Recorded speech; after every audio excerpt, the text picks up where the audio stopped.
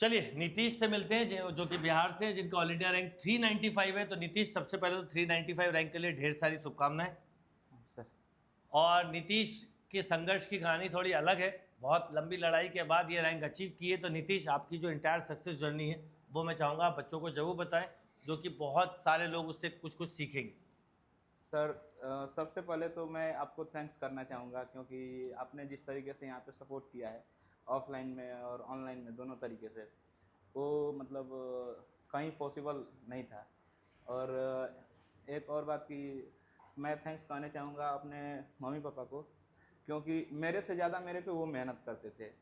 और मेरी माँ जो मतलब पढ़ी लिखी नहीं है, लेकिन वो उसका इतना था कि हम लोग नहीं पढ़े तो मेरा बेटा कम से कम पढ़ ले। अच्छा पढ़ ले। हाँ। माँ चाहे कितना भी कम पढ़ी पर वो चाहती है उसका बच्चा कुछ हाँ। कर दिखाए। और वो मतलब मेरे को, जब मैं यहाँ से ऑनलाइन में था तो मेरे को कॉल करके शाम को रोज लोग बोलते ही थे। जब मैं यहाँ से चला गया था ऑनलाइन में, तो घर पे लोग, जिससे मम्मी, सुबह में मैं 7 बजे लाइब्रेरी चला जाता था, तो सुबह में वो खाना वगैरह बना के रेडी करके, वो जनरली उसका आदत है सुबह में उठ के पूजा पाठ करने का, तो वो अपना वो काम छोड़ के पहले खाना बनाती थी, कुछ नाश्ता वगैरह बना के तब देती थी और बोलती थी ये अच्छे से पढ़ो, ये वो हर छोटी छोटी बात के लिए टोकती थी। उस टाइम पे मेरे को वो बहुत बुरा लगता था कि हर बात के लिए टोक रही है, मैं बच्चा थोड़ी हूँ ये वो। लेकिन अभी मैं उसको बोलूँगा कि वो मेरे लिए मतलब वो गॉड गिफ्ट है, वो दोनों लोग, मेरे मम्मी और पापा। वो तो बिल्कुल सच बात है। हाँ। और मेरे दादाजी जो कि पुलिस मतलब पुलिस से हैं, वो रिटायर्ड हो चुके हैं, वो मेरे लिए मोटिवेशन का बहुत बड़ा स्रोत हैं। वो अपनी कहानी, जैसे वो लोग कुछ काम किए जिस समय पर थाने वो लोग उनका पोस्टिंग था, वो लोग जिस टाइप के काम किए, बोले कि वो सुनाते हैं कि इतना मुश्किल परिस्थिति में हम लोग ऐसे ऐसे काम किए, वो सर मेरे को बहुत मोटिवेट करता था। और मेरा भाई जो कि पढ़ तो नहीं पाया, वो मतलब एक दुकान है छोटी सी, वो चला रहा है, जो कि वो भी मेरे को बोलता था मैं तो नहीं पढ़ पाया लेकिन तू अच्छे से पढ़ ले। और मेरा दोस्त दोस्त लोग थे, फ्रेंड सर्कल मेरे सारे अच्छे थे। मेरा एक दोस्त है अंगद, जो कि मतलब बहुत मोटिवेट किया, गाइड किया, सब कुछ किया, आपने गाइड किया। मतलब मैं बोलना चाहूँगा कि ये जो मतलब आज जो ये रिजल्ट है, इसके पीछे मेरा 10% मेहनत है, 40% आपका है और 40% उन लोगों का है, सारे लोगों का। मेरा केवल 10% है, क्योंकि वो लोग जिस तरह से मेरे सराउंड में जो इन्वायरमेंट बनाए, जो वो चीज़ बनाए, अगर वो नहीं बनाते तो ये सब शायद पॉसिबल, रैंक अचीव नहीं हाँ, होती। नहीं हो पाता है। उन लोगों का बहुत मतलब मेहनत है, आपका तो था ही, आप तो आप मेहनत करते थे तभी हम लोग कर पाते थे यहाँ पे क्लास में। और यही था सर। तो इम्पिटस की इंटायर जर्नी कैसी रही? तुमने दोनों एक्सपीरियंस लिए हैं, ऑनलाइन भी पढ़ा है, क्लासरूम भी पढ़ा है। इम्पिटस की इंटायर जर्नी कुछ इस तो पहले मैं बताऊंगा कि मैं 10th में था तो उतना अच्छा से ध्यान नहीं दिया, पढ़ा नहीं था लोग, कि बैकग्राउंड उस तरीके का गांव का माहौल नहीं था, तो जैसे तैसे आदमी 10th पास कर गया। लेकिन नंबर मेरे ठीक थे, तो मेरे को फील्ड कुछ और था। मेरा इंटरेस्ट था बायो में, लेकिन पापा ने बोला कि तुम मैथ्स ले लो, ये ले लो, तो मैंने उनके बोलने से मैथ्स ले लिया। फिर और वो अच्छा हुआ। हाँ, फिर मैं बता रहा हूँ 12th में जब गया तो जेई का प्रिपरेशन के लिए बोले कि एक बार करके देखो, लोग कर रहे हैं, पेपर में फ़ोटो आता है, ये वो। तो वहाँ पे गया तो जैसे पढ़ा ठीक से नहीं था, वैसे भी बिहार में इंग्लिश बहुत का कम प्रचलन है, तो लोग पढ़ते नहीं हैं।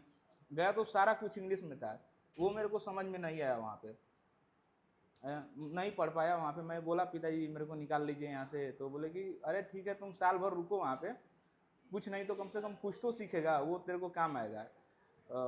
उनके कुछ फ्रेंड्स लोग थे, वो लोग ऐसा बोलते थे, तो वो उस बात सुन के मेरे पिताजी मेरे को बोलते थे।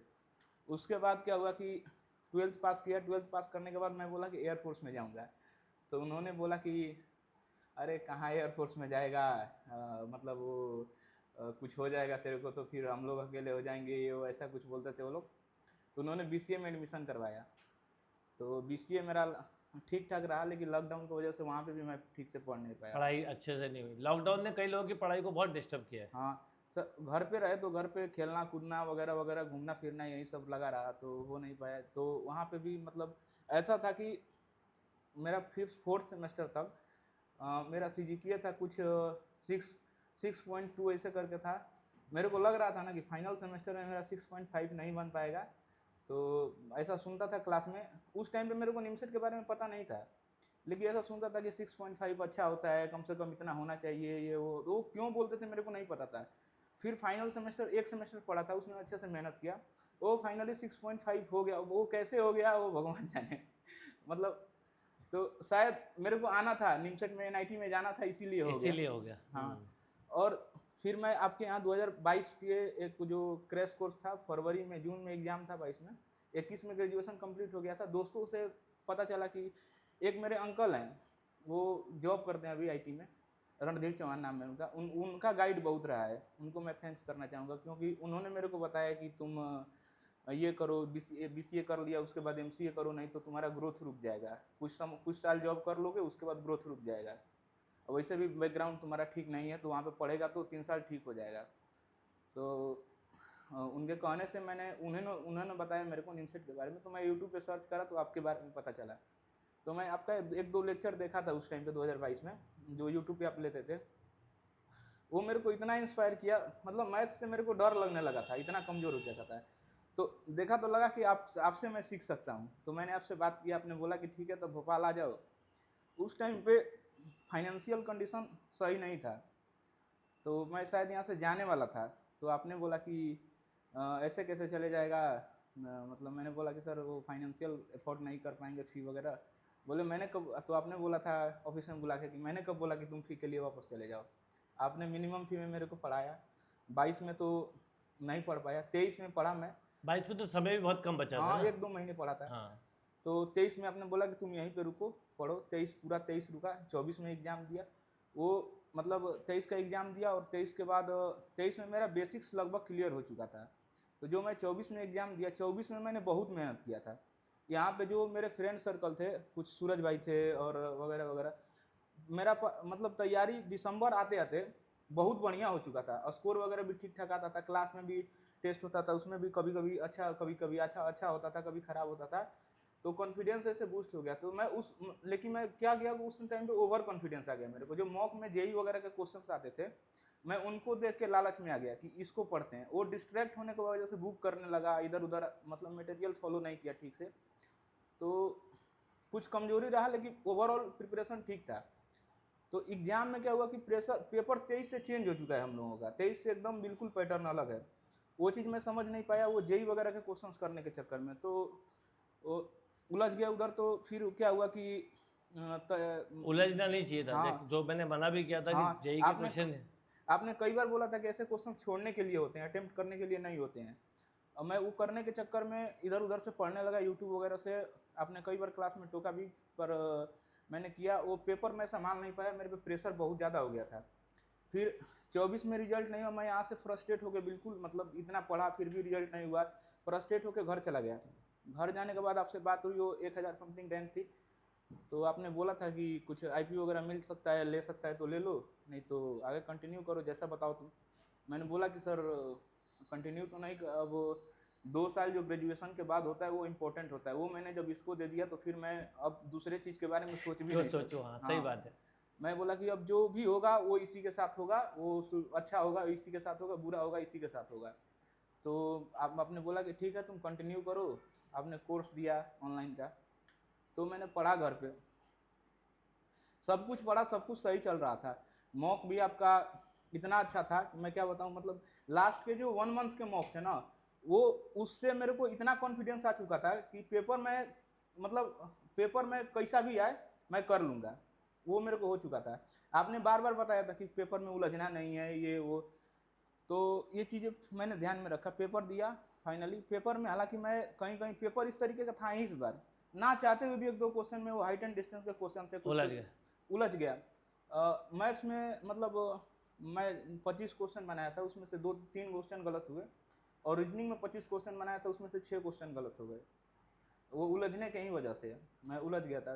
तो वो चीज़ मेरे को नहीं करना चाहिए था, क्योंकि रैंक और बेटर हो सकता था। बाकी कंप्यूटर में सारे सही थे, वो 40 नंबर का कुछ 40 नंबर आए थे। और मैथ्स रीजनिंग में करके ऐसे करके 403 नंबर कुछ आ गए। तो फाइनली ये रैंक अभी मिला, इसके लिए मैं थैंक्स कहना चाहूँगा आपको।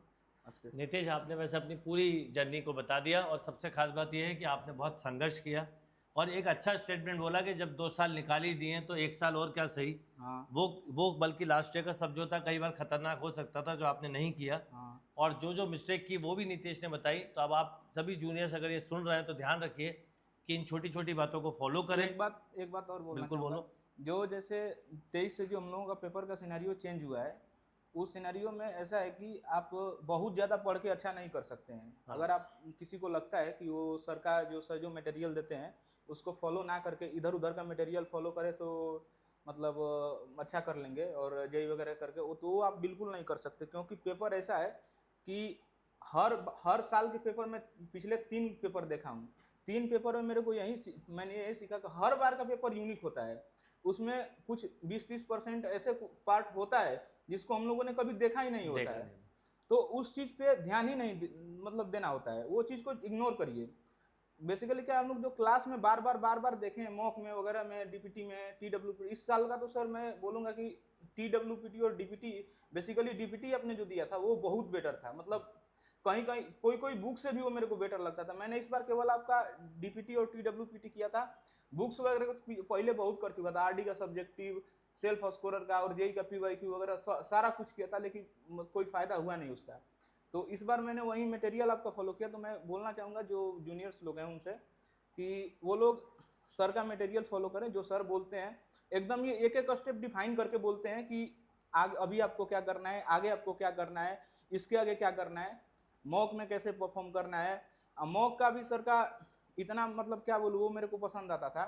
शुरू में इजी रखते थे तो ऐसा सबको लगता था, कोई क्या करता है, मैंने तो और कहीं का मॉक देखा हुआ है, तो वो लोग क्या करते थे स्टार्टिंग से एकदम पूरा टफ पीवाईक्यू ये वो दे देते, तो लोगों को कॉन्फिडेंस ही नहीं आता था। यहाँ का क्या है कि स्टार्टिंग से स्टेप बाय स्टेप बढ़ाते हुए मतलब वो जो इजी से टफ ऐसे करते जो देते जाते हैं, और स्टार्टिंग में कॉन्फिडेंस बन जाता है। उसके बाद ओवर कॉन्फिडेंस बनता है, उसको खत्म करने के लिए सर कॉम्प्लिकेटेड मॉक बनाते हैं। उस मॉक में स्कोर कम होता था, तो सर से हम लोग बात करते थे कि सर इतना स्कोर आया, सर ने बोलता था कि ये जो गलती की है तुम मिस्टेक्स कर रहे हो, इसको सुधारो, ये वगैरह वगैरह सारा कुछ मतलब सर से बात होता था एकदम स्टेप बाय स्टेप। तो मैं यही बोलूँगा कि जो सर बोलते हैं उसको एक स्टेप फॉलो करिए। अगर नहीं करते हैं ऑफलाइन में आके तो फिर अपना 1 साल देने के लिए तैयार रहिए। और बिल्कुल सही बोला नीतीश, आपने बहुत अच्छी बातें बताई। और पेपर के समय में बोलूँगा कि पेपर पे फोकस रहें। मेरे को एंजाइटी इतना होता था, हाँ। मैं जब मॉक देता था तो मेरा हाथ कांपने लगता था, कंट्रोल में मैं नहीं रहता था और मिस्टेक्स करते जाता था। क्लास में एक बार ऑफलाइन में जब हम लोग थे तो सर ने बोला था कि तुम लोगों को एंजाइटी हो रहा हो या कुछ हो रहा हो, ये तुम लोग नया वर्ड निकाल के लाते हो। आपने पता है ये तुम लोग एंजाइटी, डिप्रेशन क्या क्या निकाल के लाते हो, ये सब कुछ होता नहीं है, ये सब मोहमाया है, इस सब को छोड़ो। तुम लोग कुछ भी हो रहा हो तुम लोगों को पेपर पे फोकस करना है। वही चीज मैंने सीखा आपसे सर। एंजाइटी हो रहा हो, डिप्रेशन हो रहा हो, क्या हार्ट बीट बढ़ रहा हो, कुछ भी हो रहा हो, जो अपना काम है वो बस करना है ठीक से। मैंने क्या पढ़ा है मेरे को मालूम है, मैं कितना कर सकता हूँ वो मेरे को मालूम है, क्योंकि वो मॉक देते देते हो गया था। पेपर में मैं किस क्वेश्चन को कर सकता हूँ, किस क्वेश्चन को नहीं कर सकता हूँ, ये मेरे को आ गया था, वो मैंने किया। तो आप फॉलो करें सर की बातों को, इधर उधर में ना उलझे, नहीं तो फिर वो 1 साल देने के लिए तैयार रहें। बिल्कुल सही बात बोली नीतीश। अब आपने एक सफलता अर्जित कर ली है, अब आपको ऐसे ही बहुत आगे बढ़ना है और अच्छा एनआईटी में जाके परफॉर्म करना है और अच्छा प्लेसमेंट भी लेना है। थैंक यू बेटा, कांग्रेचुलेशन।